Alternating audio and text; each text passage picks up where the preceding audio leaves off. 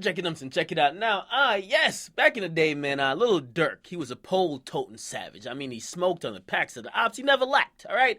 I mean, he was the reigning 5-star war general, the Secretary of Defense in Chirac. Now, he couldn't take no chances after he saw what happened to a couple close family members and friends and really crew members. We saw what happened with OTF Nunu or Newski, L.A. Capone, eventually even his own manager, OTF Chino. And while it might be illegal for him to have a firearm around because he's a convicted felon, because he already caught 2 cases with a gun, right? It was understandable that he would still have one on deck, and given those circumstances that a bunch of his homies got killed. Now, after saying all this, right, a lot of people still go by the motto, they'd rather be judged by 12 than carried by 6, and actually, I don't even know if they got funerals in Chirac. Somebody let me know, because Lil Durk, he caught his 3rd gun charge in November 2014. According to the police, when they came to his crib to look for another savage, Durk opened the door and the pipes, that's code word for gun, was sitting on the table in plain sight. 2 .45 caliber handguns, fully loaded, sitting on the dinner table like it was a motherfucking knife and fork.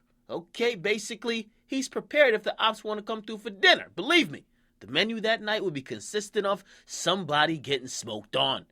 Now, he bailed out after he caught that charge, and almost 2 years later, we find out that he beat the case. He took to Instagram to rejoice with his lawyer by saying this: "Thank God for my lawyer who been there since day one, Sab Adams Jr. I beat my case today.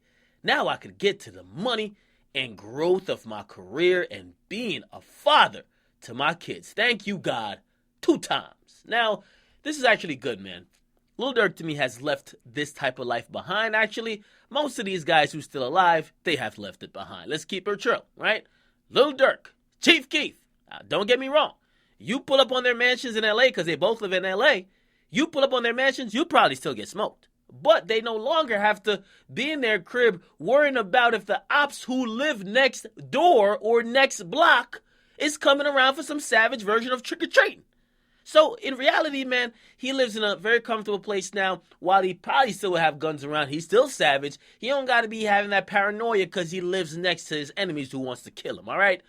Now, his latest album sold 12,000 records first week. That's a 2 times album. And basically, he's doing his best to maintain himself in the industry. And what more could you ask, man? Let me tell you this, man. I salute him. Of course, he came from a place where a lot of people and the stats don't say he should succeed. And obviously, he's out of that life now, and he's trying to make better for himself and his family. My whole thing is that, listen, man, let the fans know, right, that the mistakes you make, they shouldn't make the same mistakes. Don't just promote the same shit that got you fucked up in the first place to them without letting them know about some of the ramifications. That's it, man. But other than that, he beat the case, okay? He beat the case. Get in the comment box. You guys like them and subscribe to Akademiks. I'm out.